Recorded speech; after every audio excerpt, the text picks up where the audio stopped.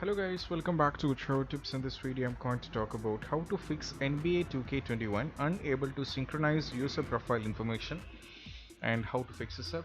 So let's get started. So first thing what you have to do is when you're having this kind of issue, you just have to check yourself, you just have to check for the server status on the official updates. You just have to check for the server status and make sure it is all good.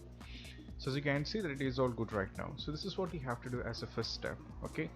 And if you're having server issues, then most probably this must be the issue. So you just have to wait for a short period of seconds or minutes or days, maybe few hours to get fixed from the official part.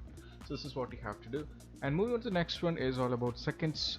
Step 2 is all about you just have to do a restart. If you're on PC, you just have to do a restart, and if you're using console, just do a restart itself. This is what you have to do.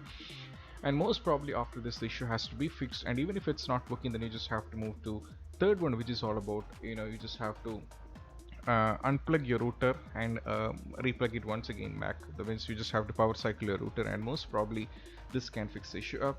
And the last and the least, which I would like to make notice, is make sure that you're having a good internet connection. This is what you have to do. By making sure a good internet connection, most probably this has to be fixed. And I hope this video is helpful for you guys, and if you find this video helpful, don't forget to subscribe and click on the bell icon for more notifications. See you soon in the next video. Peace out.